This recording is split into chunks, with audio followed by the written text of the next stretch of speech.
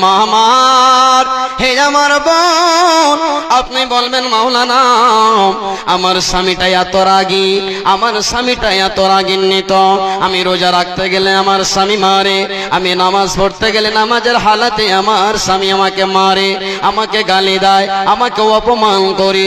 মা আমার, বোন আমার, আপনি যদি কষ্ট করে সহ্য ধৈর্য ধারণ করতে পারেন তবে আল্লাহ বলছেন বান্দিরে আমি তোমার জন্য জান্নাতকে বরাদ্দ করে রেখেছি। তোমাদের মতো মা ছিলেন মা আসিয়া, যিনি আল্লাহর উপরে ঈমান এনেছিলেন। স্বামী হচ্ছে আল্লাহর দুশমন ফিরআউন। মা ভালো করে শুনুন, স্বামী হচ্ছে ফিরআউন, আল্লাহর শত্রু, যে নিজে আল্লাহ দাবি করেছিল। তার বিবি হচ্ছেন আল্লাহ ওয়ালি মুমিনা। একদিন ফিরআউন বলছে আসিয়া রে, একবার আমাকে আল্লাহ বল, আমাকে একবার তুই রব স্বীকার করে নি, আমি আনন্দ হব। এবার মা আসিয়া বলছেন স্বামী আমি কোনদিন আমি আপনাকে স্বামী বলে আমি রাজি হব, কবুল করব, মঞ্জুর করতে পারে, কিন্তু স্বামী জান আপনি আমার আল্লাহ হতে পারেন না। আল্লাহ তো তিনি যিনি পূর্ব দিকে সূর্য ওঠায় পশ্চিমে অস্তমিত নিয়ে যায়। আল্লাহ তো তিনি সারা বিশ্বের তিনি রব। আমি আল্লাহ ছাড়া পৃথিবীর কাউকে আমি আল্লাহ রব কোন সময় মানি না। যখন এই কথাটা বলে দেওয়া তখন ওই ফিরআউন বলল, ও আমার উজিরেরা, এই আসিয়াকে নিয়ে যাও, আর নিয়ে যাওয়ার পর উত্তপ্ত গরম বালুর উপরে তাকে শুইয়ে দে। যত পৃথিবীতে নির্যাতন আছে আসিয়ার উপরে তোরা চালিয়ে যা, যতক্ষণ আমাকে আল্লাহ না স্বীকার করবে অতক্ষণ তোরা তাকে নির্যাতন থেকে প্রহার থেকে তোরা বিরত হবে না। তখন ওই জাল্লাদেরা নিয়ে চলে গেল ফিরআউনের আদেশে, তার উপরে প্রহার শুরু করলো। ওই মা আসিয়া আল্লাহর কাছে দোয়া করছেন, মালিক আল্লাহ ইদু ক্বালাত রাব্বি বিনিলি বাইতান ইনদাকা বাইতান ফিল জান্নাহ। রব্বুল আলামিন আল্লাহ আর সহ্য করতে পারছি না মাওলা, তুমি আল্লাহ আমাকে জান্নাতে আমার জন্য একটা ঘর বানাও। রব্বুল আলামিন আমি যদি এখনই আমার স্বামী ফিরআউনকে আল্লাহ বিশ্বাস করিনি মুখ দিয়ে উচ্চারণ করি তবে তোমাকে সমস্ত রাজত্বের ভান্ডার মালিকানা বানিয়ে দেবে আল্লাহ। কিন্তু রব্বুল আলামিন গো আমি তোমার জান্নাত চাই, আমি জান্নাতের আশায় এত কষ্ট নির্যাতন সহ্য করছি। রব এই আরশ আজিমের উপর থেকে তিনি এই দৃশ্য দেখার পর ফেরেশতাকে বলছেন, ফেরেশতারা রে তোমরা জান্নাতের ছবিখানা আমার বান্দে আসিয়ার চোখের সামনে তুলে ধরো। যখনই আল্লাহর ফেরেশতারা জান্নাতের দৃশ্যটা যখন দেখে ধরেছেন তখনই মা আসিয়া জান্নাতের দৃশ্যটা দেখে খিলখিল করে হাসে। ফিরআউন যেন অবাক, জাল্লাদেরা অবাক, কি ব্যাপার এত জুলুম অন্যায় অত্যাচার হওয়ার পর আসিয়ার মুখে কেন হাসি? আমার আল্লাহ তাবারক ওয়া তাআলা বলছেন, বান্দারে যদি তোমরা পুরুষ হও, হে আমার বান্দারা তোমরা যদি নারী হও, যদি তোমরা মুমিনা হতে পারো, আমি আল্লাহ তোমাদেরকে সম্মানের জীবন দান করব। মা তোমাদেরই মতো মহিলা পৃথিবীতে বেঁচে আছে, জান্নাতের দৃশ্য দেখেছেন, বলুন সুবহানাল্লাহ। কেমন তাদের ঈমান একটা হয়ে গেল। এবার চলুন আর একটা দৃষ্টান্ত উদাহরণ দিই, তবে বুঝতে পারবেন।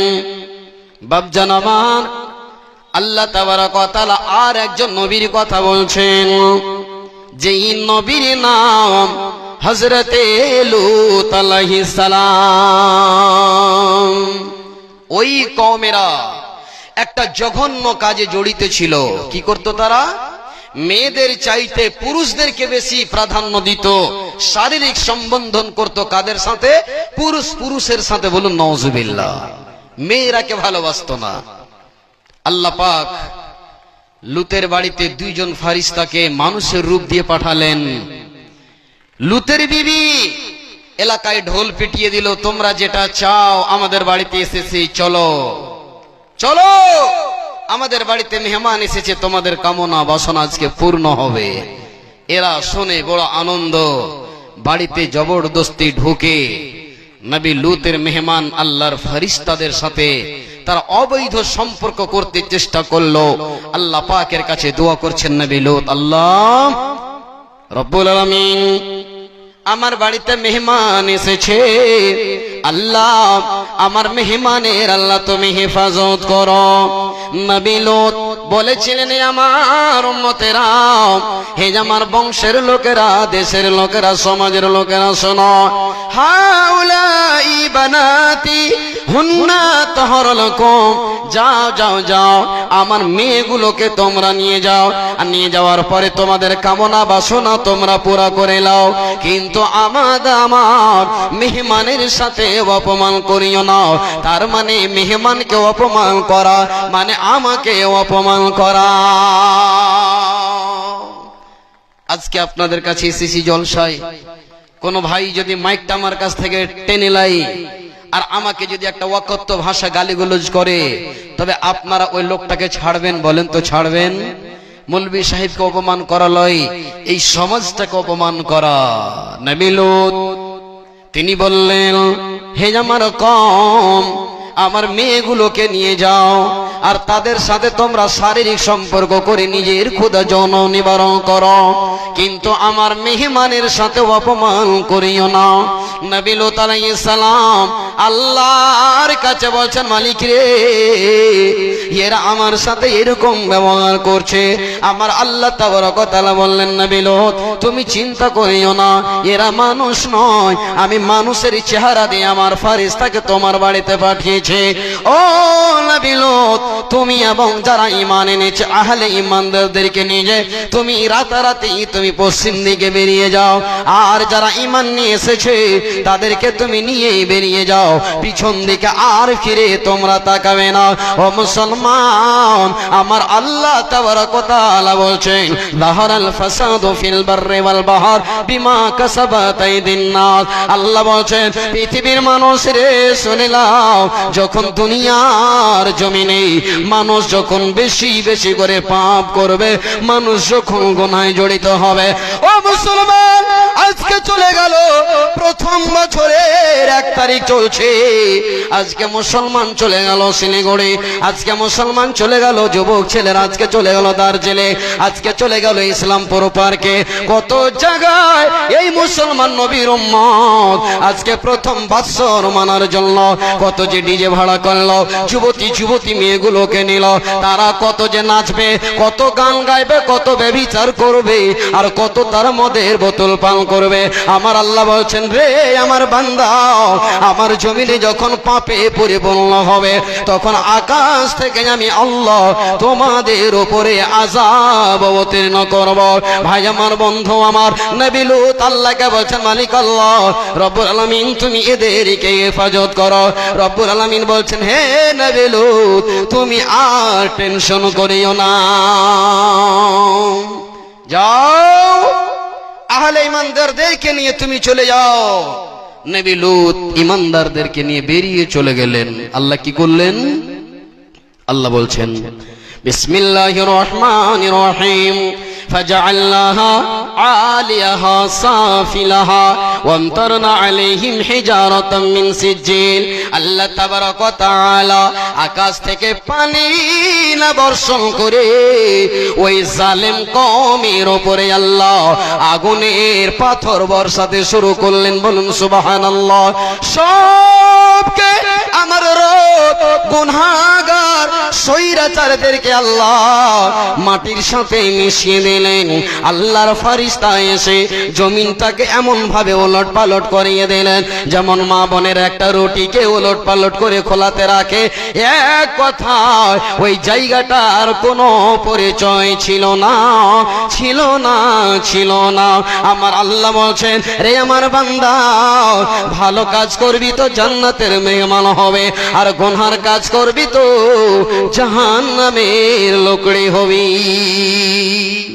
নবীর স্ত্রী হয়ে আল্লাহর আযাব থেকে বাঁচতে পারল না, ফেরাউনের স্ত্রী আল্লাহওয়ালি মুমিনা হওয়ার কারণে পৃথিবীতে জান্নাত নিজের সচক্ষে দেখলেন। বলুন সুবহানাল্লাহ। ঈমানের পথে অবিচল থেকে আমার মরণ যেন হয়। ঈমানের পথে অবিচল থেকে আমার মরণ যেন হয়। বলুন আল্লাহুম্মা আমিন। তোমারই কাছে মিনতি আমার, হে প্রভু দয়াময়, ঈমানের পথে অবিচল থেকে আমার মরণ যেন হয়। ঈমানের পথে অবিচল থেকে আমার মরণ যেন হয়।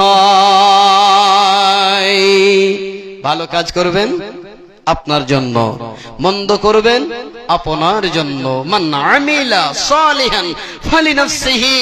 ভালো কাজ করবেন বাপ, ভালো কাজ করবেন ভাই, মা বোন খালা।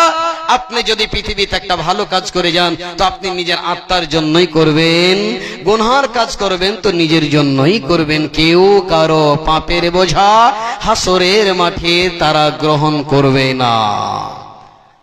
আল্লাহ তাবারক ওয়া তাআলা পবিত্র কোরআনে পরিষ্কার বলে দিয়েছেন, পরিষ্কার বলে দিয়েছেন, লা তাজিরু ওয়াজিরাতুন উযরা উখরা।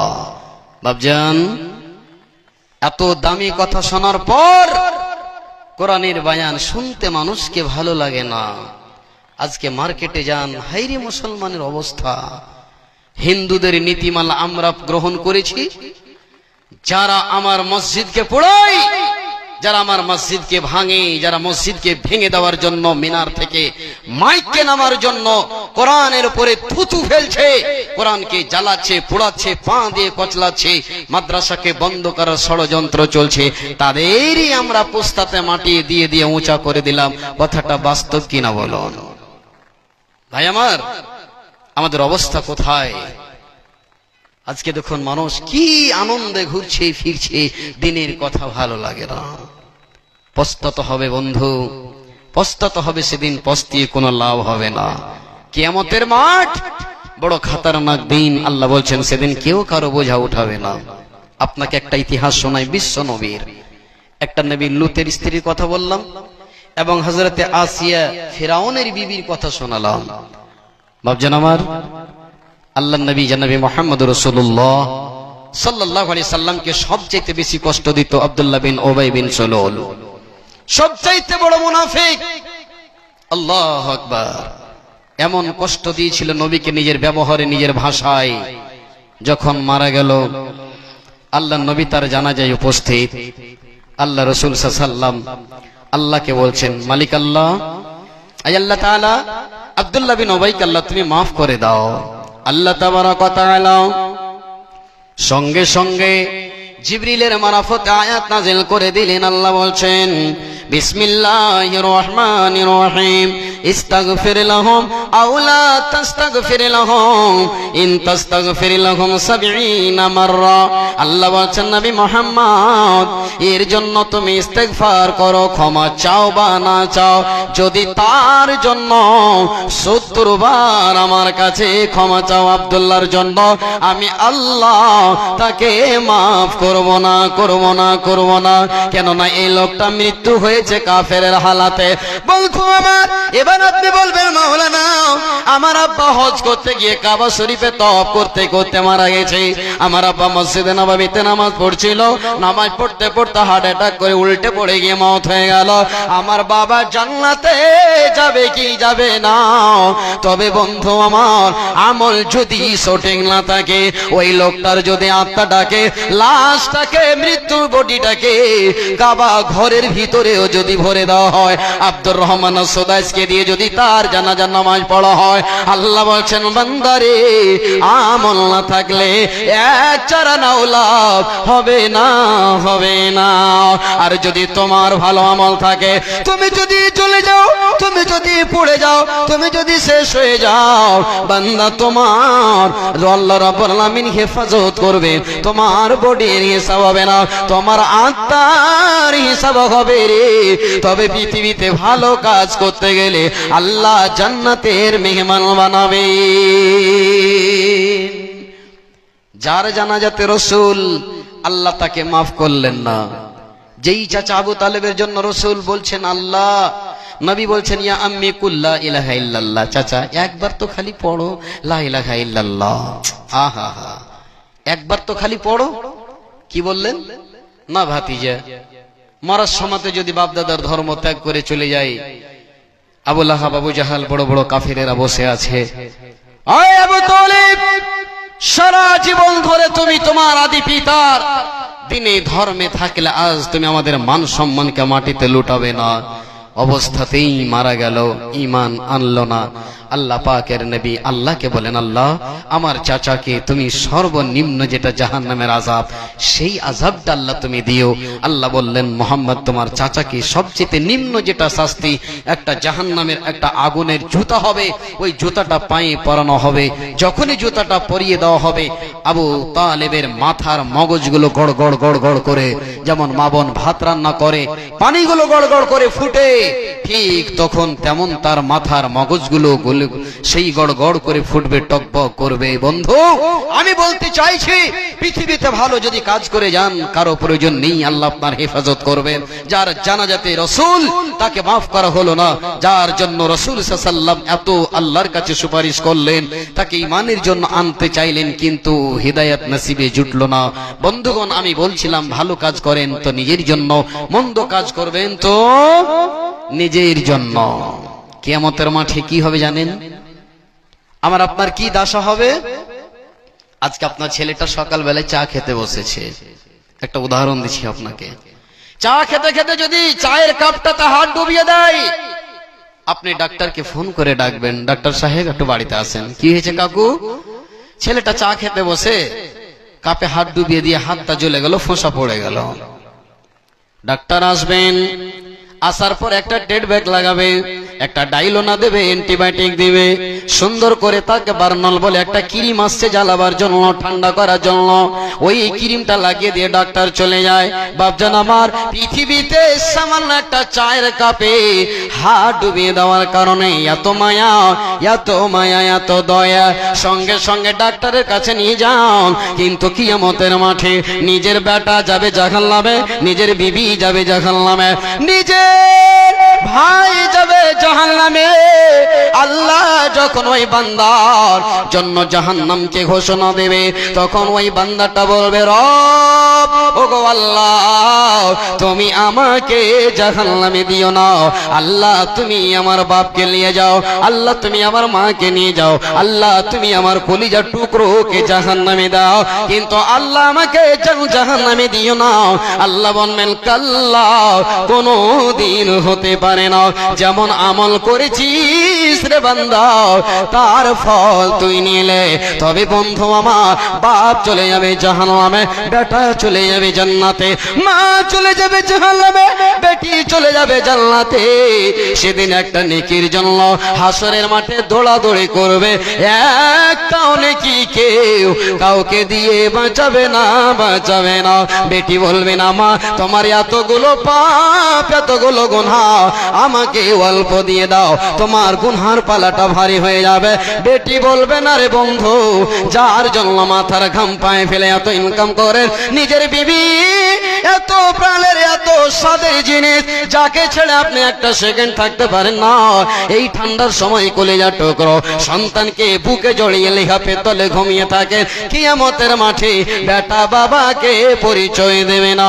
আমার আল্লাহ বলছেন ইয়াউমা ইয়াফিরুল মারউ মিন আখিহি ওয়া উম্মিহি ওয়া আবিহি, সেদিন ভাই ভাইকে পরিচয় দেবে না, বেটা বাপকে পরিচয় দেবে না, বেটি মাকে চিনবে না, বন্ধু বন্ধুকে চিনবে না। আল্লাহ বলবে বলবেন বান্দারে পৃথিবীতে যেমন আমল করেছি এরই জাযা বদলা প্রতিদান নিয়ে সেদিন নিজ নিজ আমল নিয়ে জান্নাতে, নিজ নিজ আমলের প্রতিফল নিয়ে জাহান্নামে চলে যাবে মানুষেরা। তো ভাই আমার, আজকে আমার বক্তব্য বিষয় যেমন কর্ম তেমন ফল। ভালো কাজ করে যাবেন পৃথিবীতে, তো আখেরাতে কিছু পাবেন। আল্লাহ বলছেন ওয়ানাদাউল মাওয়াজিনাল কিসত, কিয়ামতের দিন আল্লাহ একটা তারাজু কায়েম করবেন, নেকি ও গুনাহকে ওজন করা হবে। পৃথিবীতে ভালো কাজ করে যাবেন, ওই আমলটাকে আল্লাহ পাক রব্বুল আলামিন সেদিন তারাজুতে ওজন করবেন, মন্দ করেছেন একটা পাল্লাতে দেওয়া হবে। আল্লাহ বলছেন ফাআম্মা মান সাকুলাত মাওয়াজিনুহু ফাহুয়া ফি ঈশাতির রাদিয়া, যাদের নেকির পাল্লা ভারী সে কামিয়াব, আর যাদের নেকির পাল্লা হালকা, গুনাহর পাল্লাটা ভারী, সেই যাবে জাহান্নামে। তো বন্ধুগণ, পৃথিবীটা হচ্ছে পরীক্ষাগার, আমাদেরকে কিছু করে যেতে হবে। তো বলছিলাম আমি এই ইসরা পাবলিক স্কুল বা বানাত নামে যে আজকে জলসাটা, আমি আপনাদের কাছে ছোট্ট করে একটা অভিমান করছি, যেহেতু রাত অনেক হয়ে গেল। আল্লাহর ওয়াস্তে, আল্লাহর ওয়াস্তে কে কি করছে আপনি ওদিকে লক্ষ্য না রেখে, আমি তো বললাম পৃথিবীতে ভালো কাজ করে যাবেন, এর বদলা আপনি একদিন পাবেন। তো আজকে মৃত্যু মা ও বাবার জন্য, পরিবারের জন্য, নিজের শরীর স্বাস্থ্য ভালো রাখার জন্য আল্লাহর ওয়াস্তে কে আছেন, 1000 করে টাকা আপনাদের কাছে আমি 10 জন আল্লাহর গোলাম চাইছি, দেখি কোন আল্লাহর গোলাম আছেন। প্রথমে কে দেবেন 1000 টাকা, আপনি এই দুনিয়ায় দিয়ে দেবেন, আল্লাহর অ্যাকাউন্টে জমা হয়ে যাবে। আপনি বলবেন মাওলানা এটা তো শখসিয়ে দ্বারা, এটা তো ব্যক্তিগত প্রতিষ্ঠান। বন্ধুগণ, আজকে 10 টাকা দিয়ে দেবেন, এই টাকা কোন পথে ব্যয় হবে আপনাকে দেখার নেই, আল্লাহর অ্যাকাউন্টে আপনি জমা করে দেন। আল্লাহ বলছেন মাইয়ুকরিদুল্লাহু করদান হাসানা, যারা আল্লাহকে, আল্লাহর অ্যাকাউন্টে এই টাকাগুলোকে জমা রাখে, আল্লাহ বলছেন তোমার দানটাকে আমি বাড়াতে বাড়াতে হাসরের মাঠে বান্দা তুমি নিজের সচক্ষে নেকির পাহাড় তুমি নিজে দেখতে পাবে। তো বন্ধুগণ, 1000 টাকা দেনেওয়ালা আল্লাহর কোন বান্দা আছেন?